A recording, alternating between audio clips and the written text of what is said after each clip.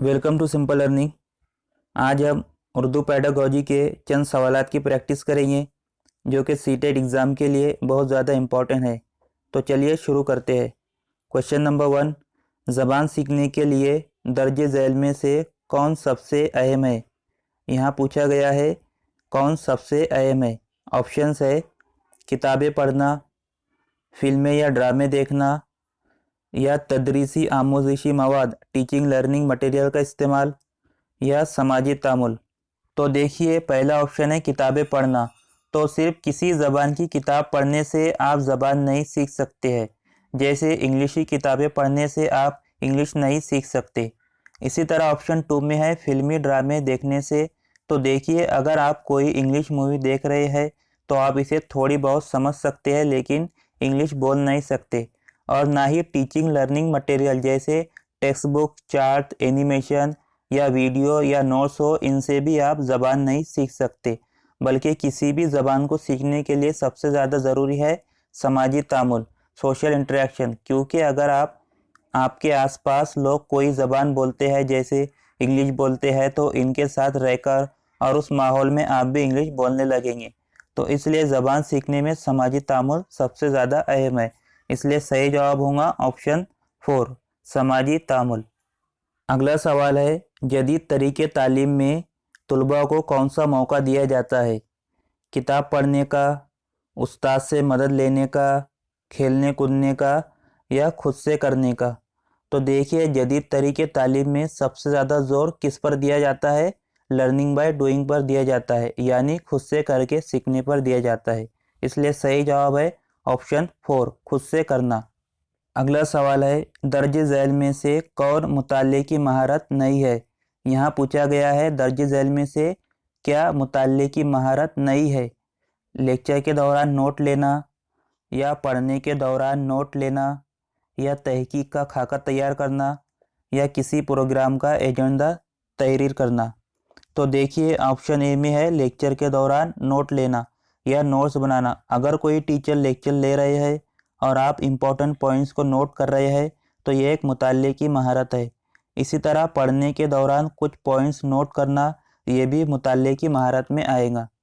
इसी तरह ऑप्शन 3 में है तहकीक का खाका तैयार करना, यानी अगर आप किसी चीज़ पर रिसर्च करना चाहते हैं तो आप इस तहकीक के लिए एक खाका या कुछ टाइम टेबल तैयार करेंगे, इसकी प्लानिंग करेंगे और इस तरह आप इसको अंजाम देंगे।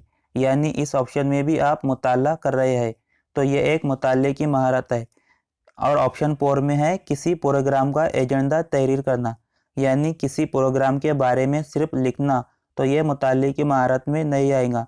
और हमें क्वेश्चन में पूछा गया है मुताले की महारत नहीं है, तो इसका सही जवाब है ऑप्शन 4, किसी प्रोग्राम का एजेंडा तहरीर करना। अगला क्वेश्चन है एक उस्ताद अपने तुलबा से कहता है कि खाने के बारे में मतन पढ़ने से पहले खाने की आदत व अतवार के बारे में अपने दोस्तों से बातें करें। इस तरह उस्ताद क्या कर रहा होता है।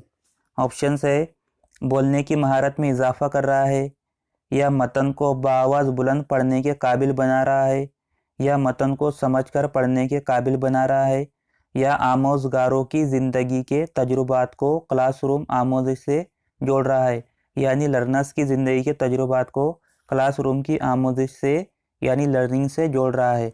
तो देखिए, खाने के बारे में मतन पढ़ने से पहले खाने की आदत व अतवार के बारे में अपने दोस्तों से डिस्कशन करना, यह लर्नर की रियल लाइफ से कनेक्टेड है और यह आमोज़गारों की ज़िंदगी के तजुर्बात को क्लासरूम की आमोज़ से जोड़ता है, जिससे कि लर्निंग बेहतर तरीके से और मौसर तरीके से की जा सकती है।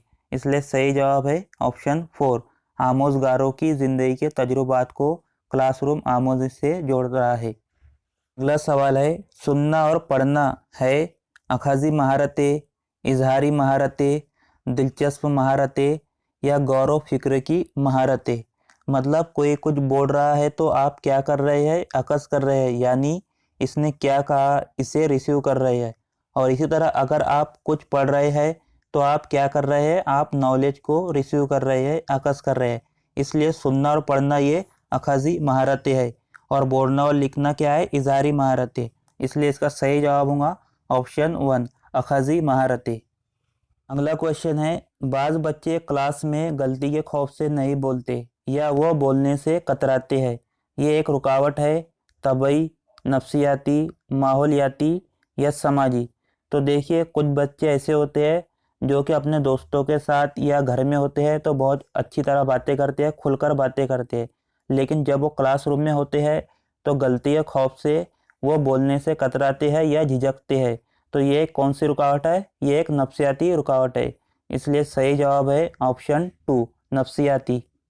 अगला सवाल है, उस्ताद को चाहिए कि नए सियाक यानी कि कॉन्टेक्स्ट में ज़बान को बरतने का मौका फराहम करे ताकि वो नज़्म ख़वानी कर सके और उसे ज़बानी याद कर सके या ख़ुद का इज़हार कर सके या सवालात को सुनकर उनके जवाब दे सके या मुख्तलिफ़ किस्म की शायरी और नस्र को समझ सके। तो देखिए, यहाँ पर सियाक में ज़बान को बरतने का मौका फराहम करने से तालिब इल्म क्या कर सकता है? खुद को बेहतर तरीके से इज़हार कर सकता है।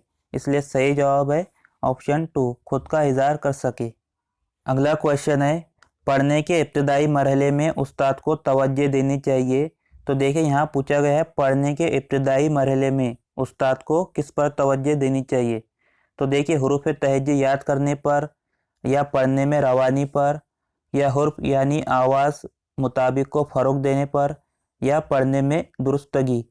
तो देखिए, हुरूफ तहज्जी याद करने पर तो इतना ज़्यादा तवज्जो नहीं देना चाहिए, ना ही पढ़ने में रवानी, बल्कि सबसे पहले उस्ताद को सिखाना चाहिए कि किस हुरूफ की कैसे आवाज़ निकलती है, जैसे अलिफ की आ, बे की बा, इस तरह।